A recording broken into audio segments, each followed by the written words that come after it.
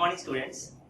In the last class we discussed about two types of electromechanical systems such as Strowger as well as crossbar switching system, right? So what are drawbacks in that switching systems? They are very slow in terms of controlling as well as signaling. So to overcome that problem, we are going for this unit called as electronic space division switching.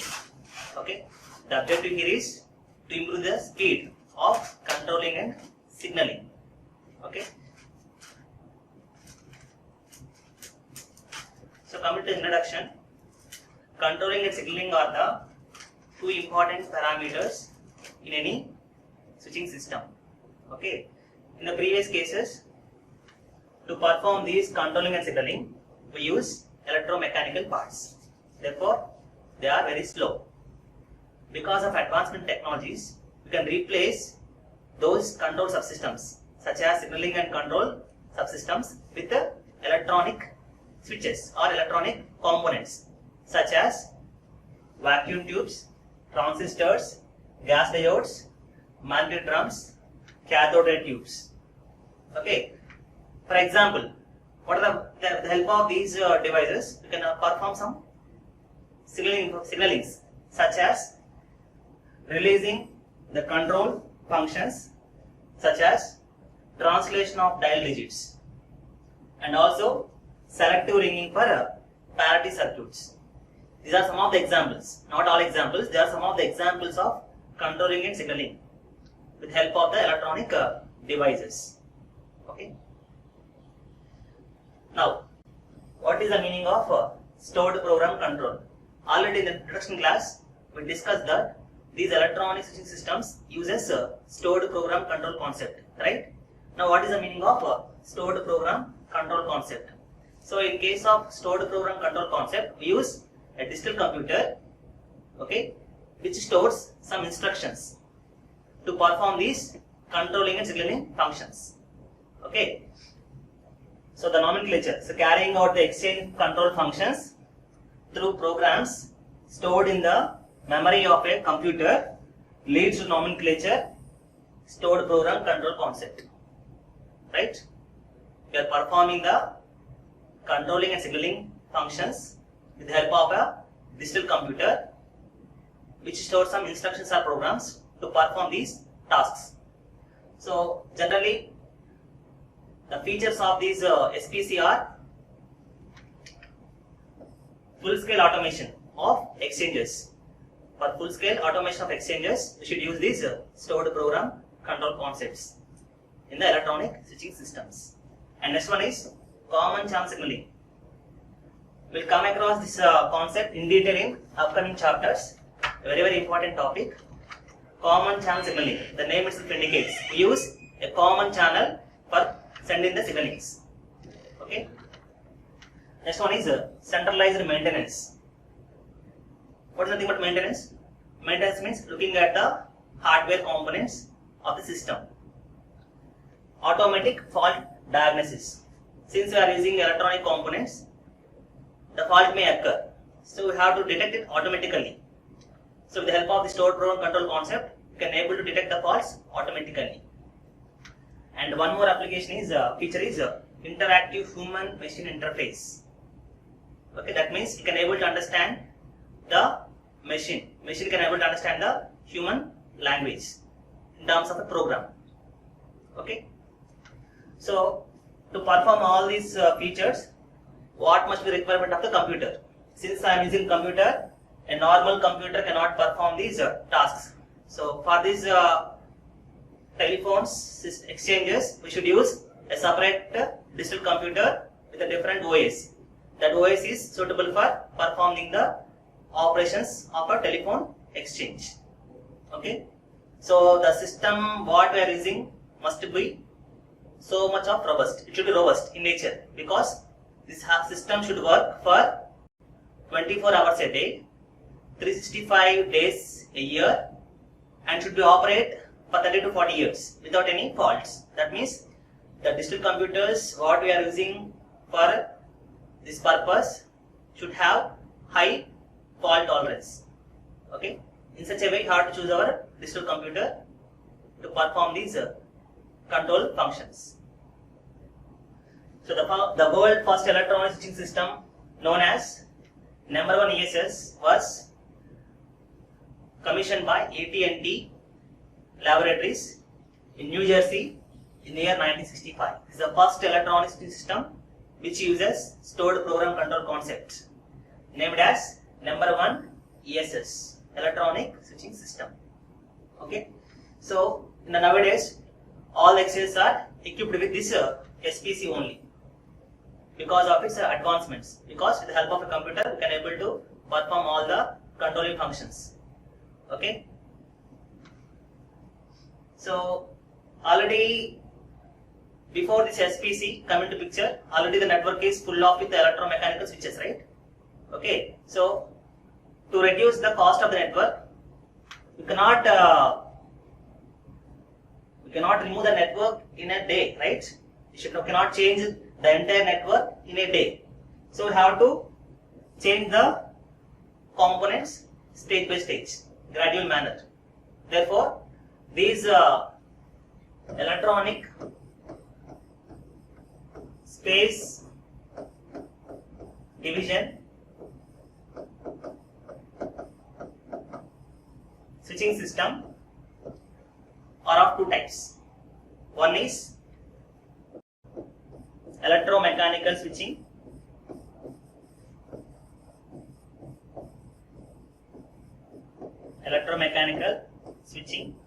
matrix,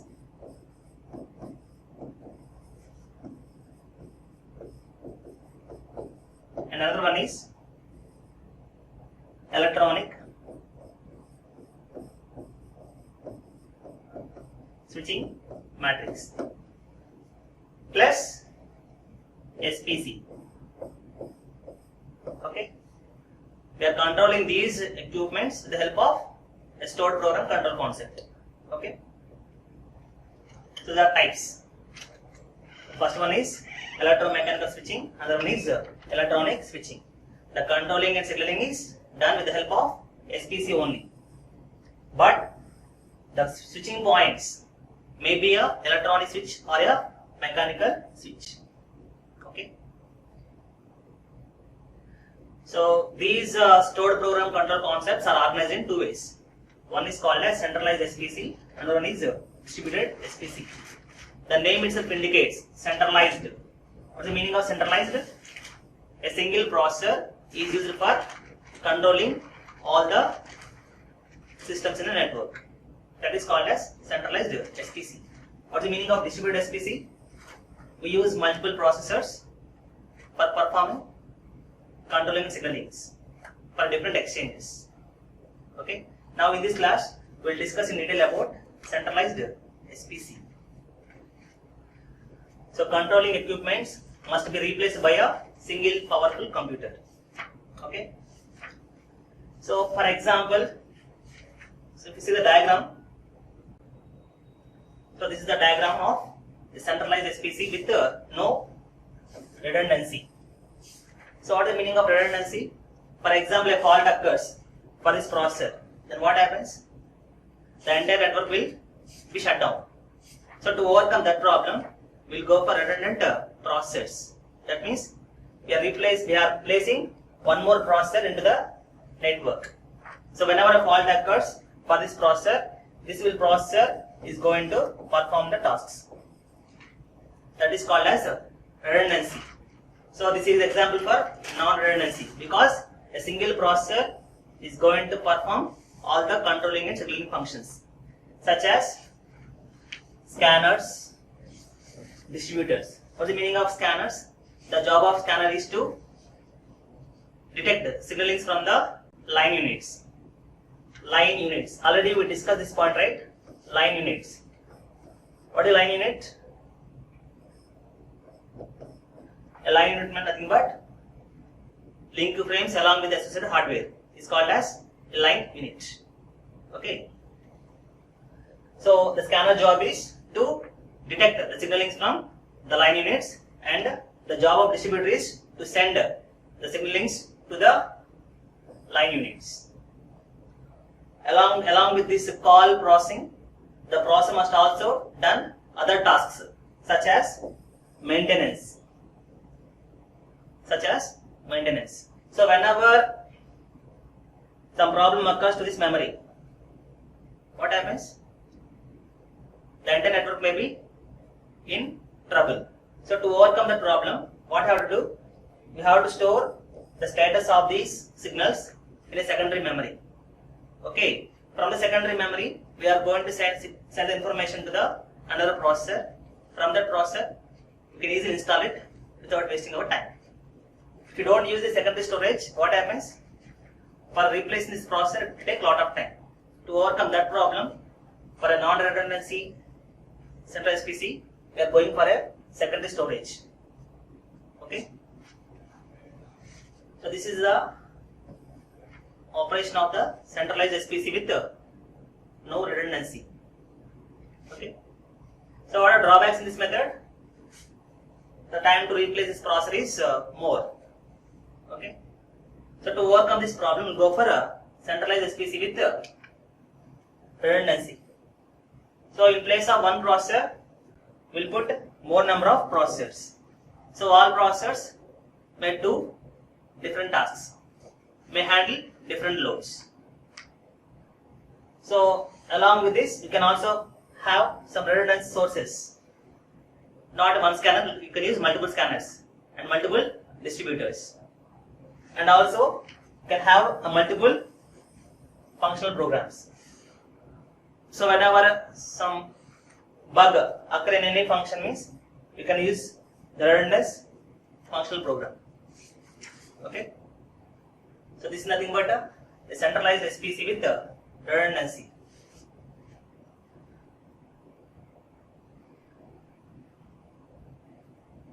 So here practically the resources and the memory modules are shared by these processors in case of redundant centralized SPC.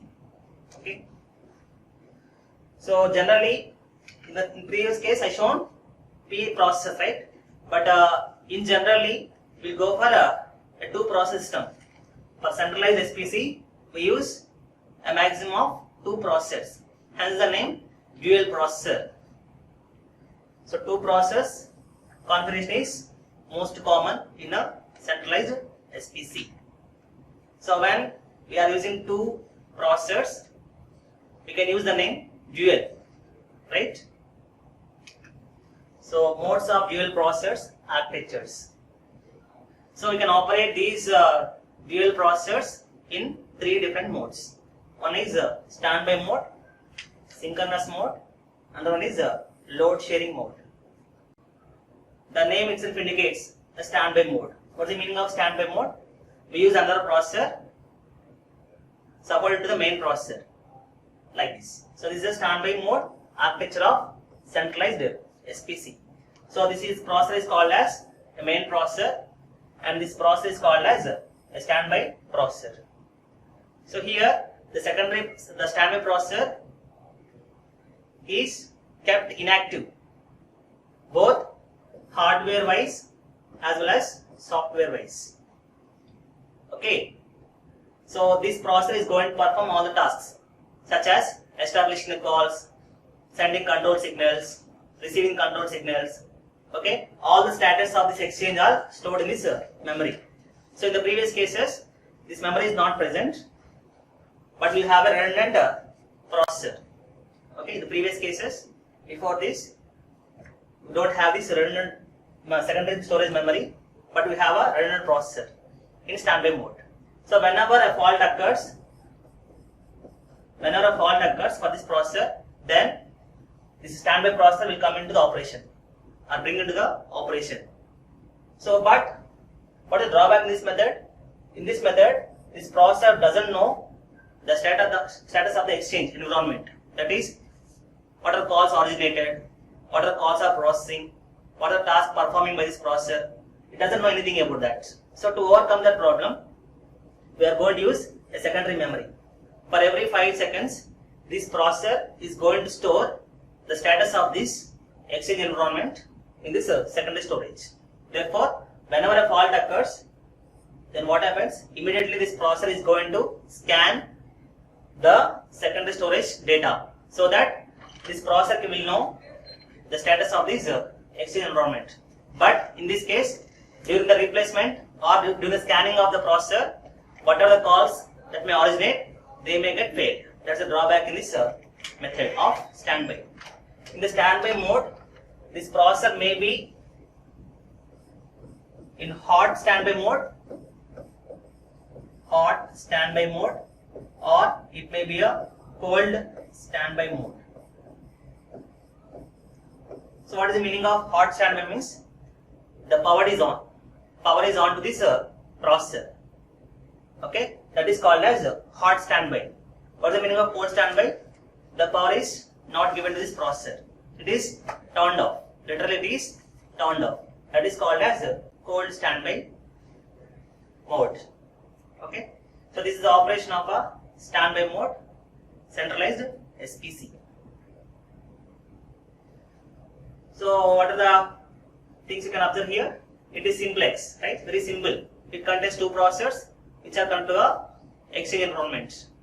Okay, so when one is operating, another is in standby mode. So this is a very simplest mode of operation.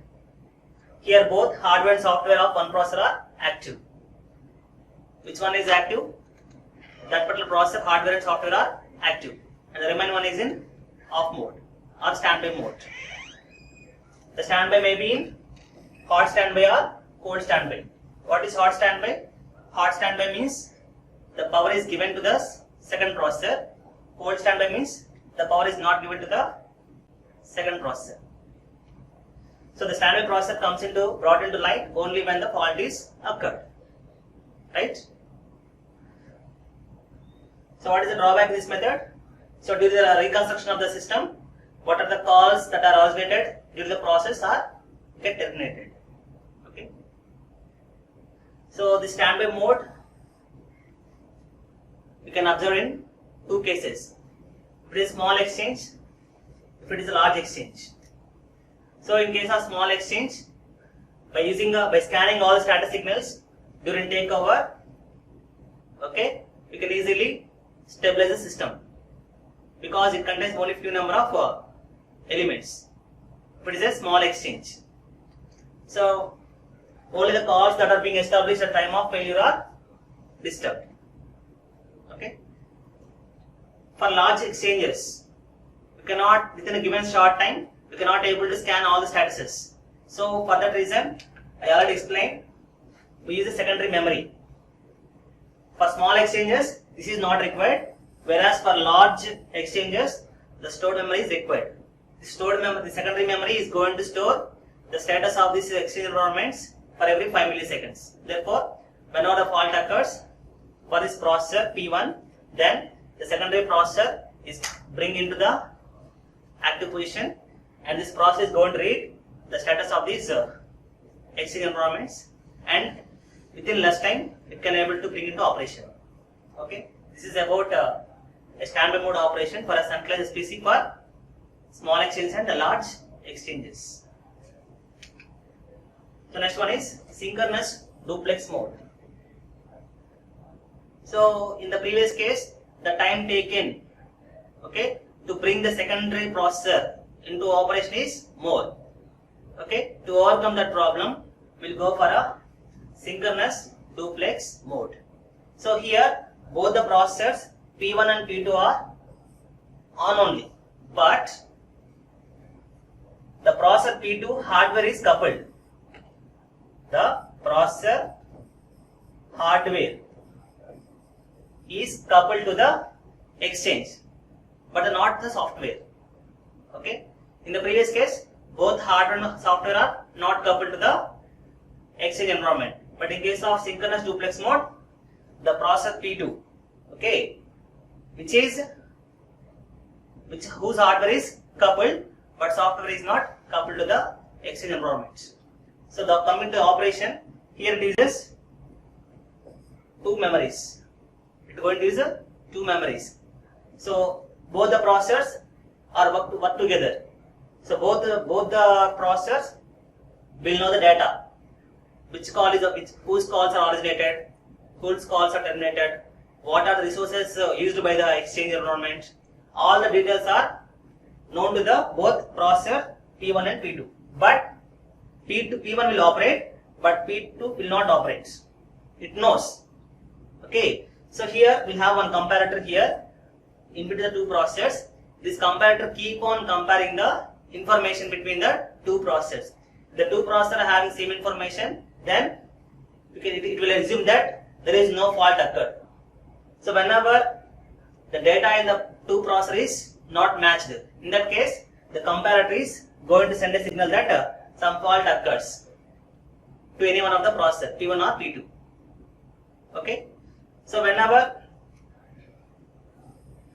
so it identifies whether P1 is having fault or P2 is having fault. If P1 is having fault, then what happens? They are going to send this processor for maintenance. So during this process, this processor P2 already knows the status of the exchange environment. Therefore, without any delay, this P2 comes into the operation and performs the controlling and signaling tasks. Okay. Sometimes the faults may be transient faults. The faults may be transient faults. What's the meaning of transient faults?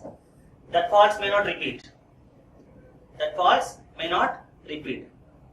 So during that, one more point to be discussed here is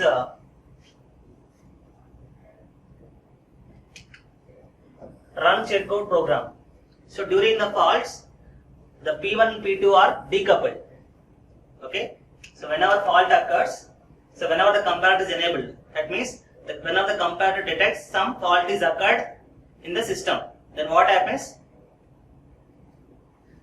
The processor P1 and P2 are decoupled, and a run checkout program is run for both the processors to identify the fault, in which processor the fault is occurred. Okay. So during this process, the system is temporarily suspended and the calls which are originated at the time are disconnected. Okay. So when after running this checkout program, we came to know that whether the fault is with the P1 or P2. Therefore, the faulty processor is sent for maintenance and the system is run with the good processor. Okay. So the important point to be noted here is, for identifying the faults, should run a checkout program. This checkout program will identify which processor is having fault. Okay. Now,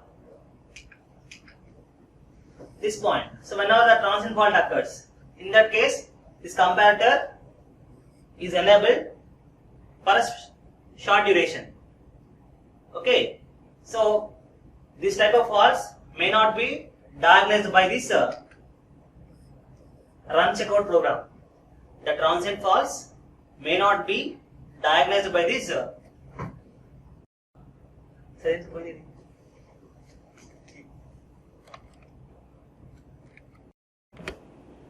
so the run checkout program may not diagnose this transient faults because